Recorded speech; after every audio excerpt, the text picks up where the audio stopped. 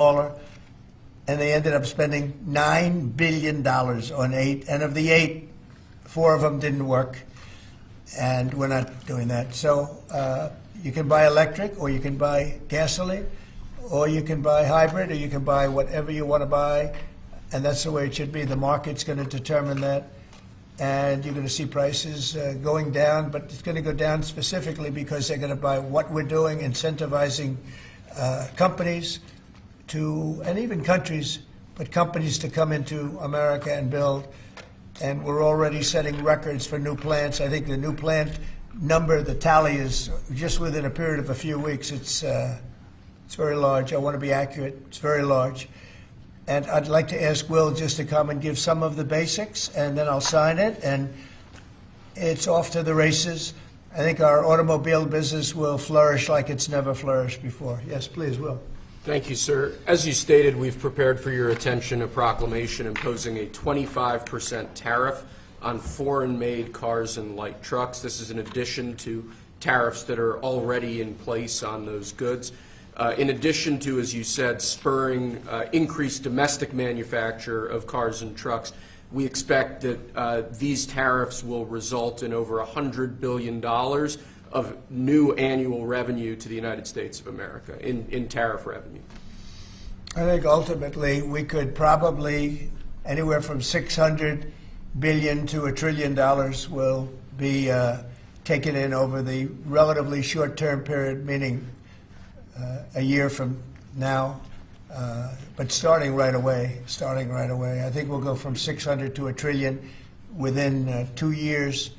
And I think we'll be right from the beginning, we're going to be at a very high number, right from the beginning. And right from the beginning, you're going to have a lot of construction jobs, but you're also going to have a lot of automobile jobs. So this is very exciting, but it's also exciting because of what's happening with other aspects. We're going to be doing tariffs on pharmaceuticals in order to bring our pharmaceutical industry back. We don't make anything here in terms of drugs, medical drugs, different types of drugs that you need, medicines. It's in other countries, largely made in China, a lot of it made in Ireland. Ireland was very smart. We love Ireland. But we're going to have that. We're going to have lumber. We're going to free up some of our land. And you'll be able to meet a lot of other standards like fire cuts. If Los Angeles had fire cuts, which they didn't have, that's a gap of half a football field between areas. You wouldn't have had the fires. They would have been contained. But you have fire cuts. And by the way, you sell that wood for a lot of money, a lot of profit is made from that. But we're going to be doing lumber. We're freeing up our land so that we don't have to use outside sources of lumber.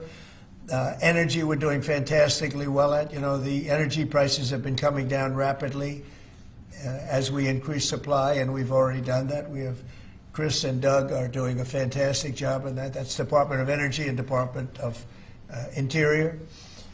And they're working together hand in hand because Interior has the land and Energy has the ability to do the drilling and do what they have to do. Our coal areas are going to be opened up for clean, beautiful coal. Germany's opening up mini coal plants now. You know, they tried the wind and it didn't work. They almost went out of business. They almost went bankrupt. They tried wind, which is a disaster because it's too expensive and it doesn't look good, kills all the birds, a lot of problems. But Germany is now building a lot of coal plants. China is building one a week, think of that. And they're using coal, which is very powerful. Coal is a very powerful energy. And we're opening up our coal mines again, and we're going to do, I call it beautiful, clean coal. The technology is so good now that coal can give you tremendous power at the same time. It can be very clean. But we're also obviously doing oil and gas and various other things. You can do pretty much whatever you want. We don't like the wind because we think it ruins the landscapes, the plains, ruins them. And it's got a lot of problems. It's also by far the most expensive energy. It looks horrible in the oceans. It's dangerous in the oceans in terms of navigation. And if you look at what's happening with whales, you know, in one area, they lost 2 whales, like in 20 years, washed ashore. And this year they had 17 wash ashore. So there's something happened out there. There's something driving the whales a little bit loco, but they lost 2 in 20 years. and now they lost 17 in a short period of time. So it's something wrong out there. So this is very exciting. This is going to lead to the construction of a lot of plants, and in this case, auto plants. And you're going to see numbers like you haven't seen, both in terms of employment. It takes a little while. You're going to have great construction numbers initially, and then ultimately you're going to have a lot of people making a lot of cars. And one other thing, we have the Speaker of the House with us, who's doing a fantastic job. And where's Mike? And we're trying to get approved. Mike, thank you very much for being here. We're trying to get approved, if we can. If you borrow money to buy a car, you're allowed to deduct interest payments for purposes of income tax, but only if the car is made in America. So if the car is made in America, you get a loan, you can deduct the interest. That's a big saving. A lot of people in that part of the world, in terms of buying cars, a lot of them don't think in terms of deductions. People that think in terms of deductions are very wealthy people, but people are going to start understanding what a good deduction is all about. So when you get a loan to buy a car, and I think it's going to pay for itself. I don't think there's any cost. I think you're going to have so many cars built, but you're only going to get that deduction of interest if the car is made in the United States of America. So I'm going to sign this, and Mike, I hope you can get that, because I think it's going to be amazing in terms of the number of cars that are going to be made because of it. And I want to thank Howard Lutnick, our fabulous commerce chairman. That's what he is. He's a chairman. He's a very successful guy, a great guy. And we have a big day, Howard, coming up next week. It's going to be good. That's Liberation Day. That's going to be on the 2nd, and that's going to be reciprocal. And I think people will be impressed. We're going to be very fair. We're going to be very nice, actually. We have not been treated nicely by other countries, but we're going to be nice. So I think people will be pleasantly surprised, but it's going to make our country very rich, because we're the piggy bank that everybody steals from, and they've been doing it for many years, for decades, so we're not going to let it happen. So, but we're going to treat people very nicely. We're going to treat other countries very, very nicely, and I think it's going to have a very positive effect on everybody, including those other countries. So I'll sign this, and we will see you again on April the 2nd.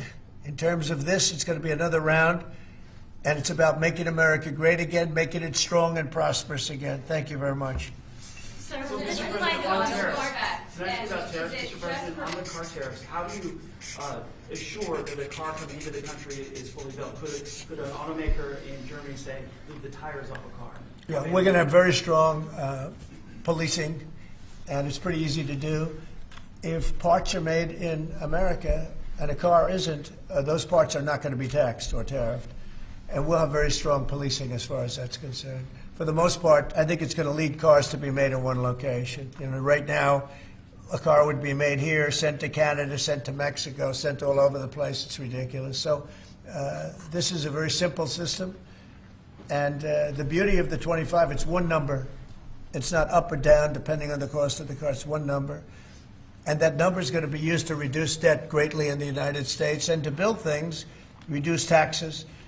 I mean, basically, I view it as reducing taxes and also reducing debt. And within a fairly short period of time, I think we're going to have a balance sheet that's going to be outstanding. Yeah. How do you assure Americans then that this will not cause a long-term increase in prices? Well, look, I think we're going to have a market the likes of which nobody's ever seen before, not in this country. You know, we had the best market ever in my first term. It was the strongest market ever, the best economy ever. And I think I think this blows it away. But this is something that people have wanted to do, presidents have wanted to do for a long time. A lot of them didn't understand it. It wasn't a priority for them. But foreign countries understood it very well. And they've really ripped us off at levels that nobody's seen before. But that's not going to happen. Mr. President, is this for today or April 2nd, the auto tariffs? Say it? Do these auto tariffs go into effect today or on April 2nd? They go into effect on April 2nd. We're signing today. It goes into effect April 2nd. We start collecting on April 3rd. So did more sectoral tariffs that are coming in on April 2nd? What does that mean? Any more tariffs on any other sectors on April 2nd, for example, chips or pharmaceuticals? Not then, but we will be putting a tariff on lumber. We, as you know, have a tariff already on steel and on aluminum of 25%, and we're taking in tremendous amounts of dollars. More importantly, our steel factories and aluminum factories are roaring. They're starting to roar. They're building new ones. I just heard from Nucor, which is a big company, a very big steel company, and they're building a massive plant for steel that they wouldn't build without this. So you're going to see things that are going to be actually amazing. And I think you already have. You know, we've had some news conferences where I can't have enough. They want to do news conferences where they announce they're going to spend 20, 30, 40 billion dollars. But Apple, as an example, is spending $500 billion. Okay, any other? On the Signal chat, Senator Roger Wicker. Hold on one second. Go ahead. Reciprocal tariffs next week. Will those be immediately effective April 2nd on all countries, or will you focus on the worst offenders? No, we're going to make it all countries, and we're going to make it very lenient. I think people are going to be very surprised. It'll be, in many cases, less than the tariff that they've been charging us for decades. So I think people are going to be very, very surprised. Why is on these that? auto tariffs, I think they'll be pleasantly surprised. I don't know. I think we're trying to keep it somewhat conservative. and on these auto tariffs, we saw obviously the NASDAQ 100 go down 2% at close, S&P 500 down 1%. What are you concerned Is that about today? that market reaction? Today? Yes, sir. I didn't say that. I want to see the jobs. I want to see that'll all take care of itself. That could take care of itself in 1 day, 2 days, or 1 week. Are there any conditions under which you'd remove these auto tariffs, sir, or is this permanent for the rest of your term in office? Oh, this is permanent. Yeah, 100%. Yeah. Are you on the auto tariffs? Did Elon Musk advise you at all on these auto tariffs? No, because he may have a conflict, so we don't talk. I've never talked to him. Elon's amazing. He's never asked me for a favor in business whatsoever. I'm actually a little surprised by it. I might do it, I might not do it. I do what's right, and he'd want me to do what's right. No, he's a patriot. He has never, you know, these are big deals we're talking about. This is probably nothing like this. And I've never had Elon come and say, would you do me a favor with the mandate or the electric mandate or anything.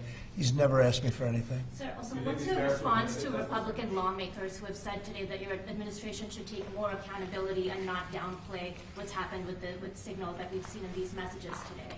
Well, I don't know about downplaying. The press upplays it. I think it's all a witch hunt, that's all. I think it's a witch hunt. I wasn't involved with it. I wasn't there, but I can tell you the result is unbelievable because the Houthis are looking to do something. They want to know, how do we stop? Can we have peace? The Houthis want peace because they're getting the hell knocked out of them. It's been very, very strong. The Houthis are dying for peace. They don't want this. And they're bad. Look, they were knocking ships out of the ocean. You know, we had in the Suez Canal, they only have about 20% of the ships going through. They have to go through a different way, which takes weeks of travel. And that really affects commerce. But the Houthis have been hit hard, and they want to negotiate peace. But I don't think they're quite. I don't think they're quite ready. Classified that was shared? Say it. Do you still believe nothing classified was shared? Well, that's what I've heard. I don't know. I'm not sure. You'll have to ask the various people involved. I really don't know. I can only tell you this. You know, you don't want to talk about it. The Houthis have been horrible to the world. What they've done, killed a lot of people, and knocked down a lot of ships and planes and anything else. You know, it's not just the ships. And they have been hit. They have been hit harder than they've ever been hit. And they want us to stop so badly. And they've got to stop. They've got to say no mas. But I can only say that the attacks, it's attacks every day, every night. It's not just the one. You're talking about one. The attacks have been very successful, even beyond our wildest expectations. We've hit them very hard, very successfly. And we're going to do it for a long time. We're going to keep it going for a long time. Senate Republicans have said that they have formally asked the administration for an Inspector General report on the Signal issue. Will you agree to that? It doesn't bother me. I don't know. You know, I want to find if there's any mistake or if Signal doesn't work. It could be that Signal is not very good. You know, it's a company. Maybe it's not very good. I think we'd rather know about it now. There was no harm done because the attack was unbelievably successful that night, and it has been unbelievably successful every single night for the last 4 or 5 nights. So, And that's the thing that you should be talking about. This is something that should have been done by sleepy Joe Biden, but he was asleep at the wheel, other than when it came to stealing money, of course. Joe Biden should have done this attack on Yemen, which is basically a certain group within Yemen, the Houthis, and this should have been done by Joe Biden, and it wasn't. And that's caused this world a lot of damage and a lot of problems. He's responsible, but he's also overseeing the investigation to find out what went wrong. Maybe Who's responsible? Mike Waltz says that he's responsible. Well, yeah, Mike Waltz, I guess he claimed responsibility, I would imagine. It had nothing to do with anyone else. It was Mike, I guess. I don't know. I was told it was Mike. But again, the attacks were unbelievably successful, and that's ultimately what you should be talking about, I think. No, Mike he took responsibility for it. Should Secretary consider his position over this, Mr. Say it? Should Secretary Hegseth consider his position over the signal? Hegseth is doing a great job. He had nothing to do with this. Hegseth. How do you bring Hegseth into it? He had nothing to do. Look, it's all a witch hunt.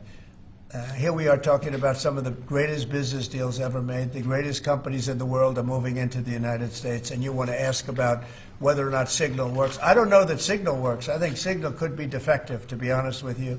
And I think that's what we have to, because you use Signal, and we use Signal, and everybody uses Signal, but it could be a defective platform, and we're going to have to find that out. Mr. President, have you been briefed about soldiers in Lithuania? Say it? Have you been briefed about the soldiers in Lithuania who are missing? No, I haven't. Mr. President, have you spoken, sir, with the big 3 automakers about these tariffs? What was their reaction? I have. What was their reaction? It depends on whether or not they have factories here. I can tell you, if they have factories here, they're thrilled. If you don't have factories here, they're going to have to get going and build them, because otherwise they have to pay tariffs. Very simple. And most of those have pretty big factories here, like General Motors has big factories here. They're going to move their parts divisions back to the United States, because some of them were made in Canada and some of them were made in Mexico and other places. They'll be moving their parts division back to the United States in factories where they may be at 60% capacity, so they don't even really have to build too much of a factory.